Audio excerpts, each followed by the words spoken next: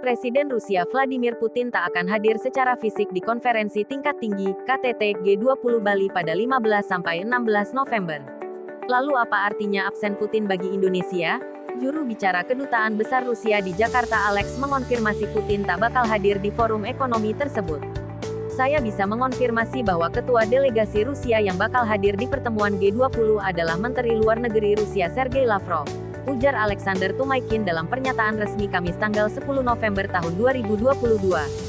Lebih lanjut, ia mengatakan Putin kemungkinan bisa hadir secara virtual di KTT G20 itu.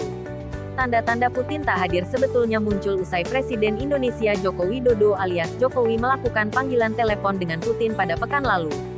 Dalam percakapan itu, ada kesan kuat bahwa Putin tak akan menghadiri pertemuan forum ekonomi di Bali. Sejumlah pengamat juga sebetulnya mengatakan sudah sejak lama memprediksi Putin bakal absen di G20. Pengamat dari lembaga think tank Pusat Studi Strategis dan Internasional, CSIS Wafa Karisma mengatakan ada untung dan rugi bagi Indonesia terkait ketidakhadiran Putin.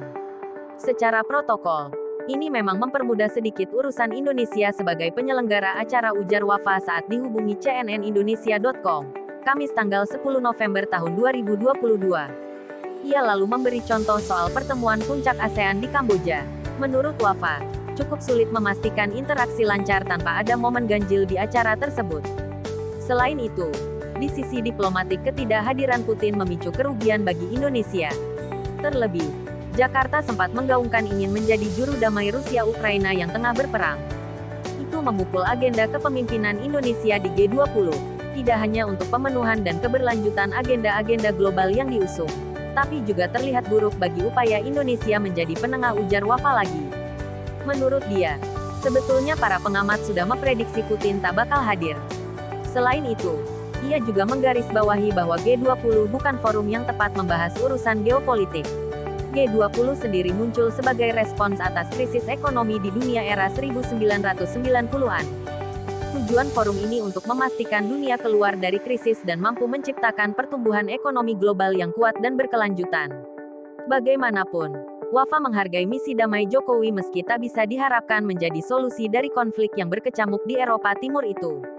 Pada akhir Juni lalu, Jokowi mengunjungi Ukraina dan bertemu dengan Presiden Volodymyr Zelensky di Kyiv. Usai dari Kyiv, ia dan rombongan terbang ke Moskow untuk menemui Putin. Pemerintah Indonesia menyatakan kunjungan itu bertujuan membawa misi damai di tengah perang yang terus terjadi. Selesai melawat, Jokowi panen pujian. Namun, sejumlah pihak menilai Putin tak cukup tertarik dengan tawaran Jokowi. Selama bertemu, ia malah membahas hubungan bilateral RI-Rusia, kerjasama ekonomi, dan infrastruktur.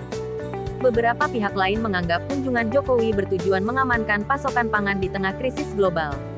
Wafa kemudian menekankan bahwa Indonesia masih perlu menambah peran kepemimpinan di luar negeri yang konsisten, sehingga memperkuat daya tawar sebagai negara yang dapat mempersatukan atau memediasikan konflik skala global. Ia juga menyoroti peran Indonesia di ranah global di era Jokowi. Sementara itu, pengamat hubungan internasional dari Universitas Padjadjaran Teuku Reza Shah mengatakan Indonesia tetap akan menawarkan menjadi juru damai meski Putin tak hadir di G20 Bali.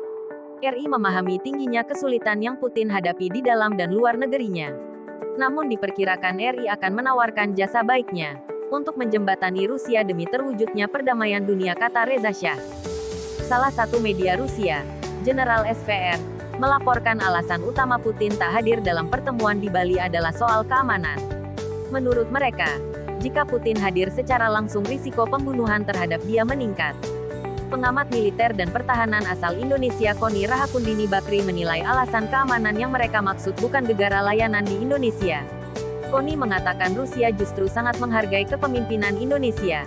Negara yang memusuhi Rusia mayoritas adalah negara barat yang hadir di G20, sehingga faktor keamanannya sangat berisiko bagi Putin. Ancaman apapun, kata Koni Rahakundini Bakri, bisa saja terjadi dari negara anggota NATO dan barat yang hadir di forum. Saya pribadi sangat mengkhawatirkan jika terjadi sesuatu di Bali pada beliau karena jika Rusia kehilangan presiden seperti Putin saat ini sama seperti Indonesia khawatir kehilangan Soekarno di detik-detik kemerdekaan Indonesia, ungkap Koni.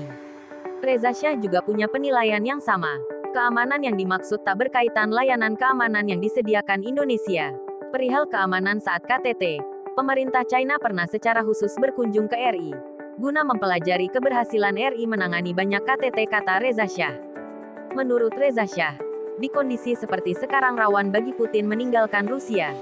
Reza Shah lalu berujar, "Saya pikir faktor keamanan nasional inilah yang dimaksud." Terima kasih sudah mendengarkan berita Muria Raya. Dukung kami dengan cara subscribe, like, serta share agar channel ini semakin berkembang.